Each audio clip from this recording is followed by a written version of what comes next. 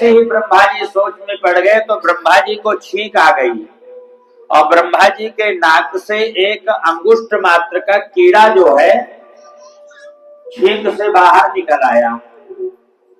अब वो कीड़ा जैसे बाहर निकला तो देखते देखते विशाल वराह का रूप धारण कर लिया। बोलो वराह भगवान की। वराह का रूप धारण कर लिया और ब्रह्मा जी कहते हैं वराह भगवान की स्तुति किया है और ब्रह्मा जी ने कहा कि महाराज हिरण्याक्ष ने पृथ्वी को जो है समुद्र के अंदर ले जाकर के पानी में छिपा दिया है, उसको आप लाइए। परीक्षित जी कहते हैं सुखदेव जी महाराज से कि महाराज हिरण्याक्ष कौन है? तो बोले ऐसा है कि कश्यप ऋषि के दो पत्नियां हैं, एक दिति है और एक अदिति। एक दिन दिति ने कश्यप ऋषि से कहा महाराज मुझे संतान की इच्छा हो रही है। कश्यप ऋषि ने कहा कि देखो देवी, इस समय प्रदोष काल चल रहा है, यही समय था, संध्या का समय था। संध्या के समय 4 काम नहीं करने चाहिए। आहारम मैथुनम निद्रा स्वाध्यायम च चतुर्थकम।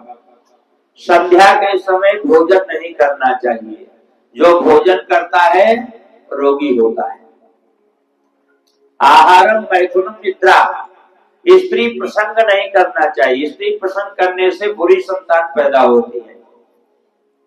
निद्रा, सोना नहीं चाहिए संध्या के समय, यदि सोएंगे तो अल्पायु होती है, आयु घटती। आहारम मैथुनम निद्रा स्वाध्यायम च चतुर्थकम, और पढ़ना भी नहीं चाहिए संध्या के समय। जितना आप पढ़ेंगे पीछे खत्म हो जाएगा, कुछ दिमाग में चढ़ने वाला नहीं है। तो ये 4 काम संध्या के समय नहीं करना चाहिए। कश्यप ऋषि ने दिति को कहा कि देखो देवी, ये प्रदोष काल है, इस समय भगवान शंकर अपने गणों के साथ विहार करने के लिए निकलते हैं। भगवान शंकर की जो पूजा है ना, प्रदोष काल में ज्यादा श्रेष्ठ मानी गई है।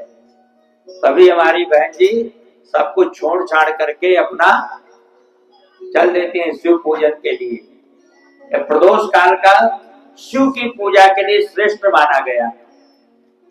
विष्णु की पूजा सुबह से शाम तक कभी भी कर सकते हैं, वैसे करने को शिव की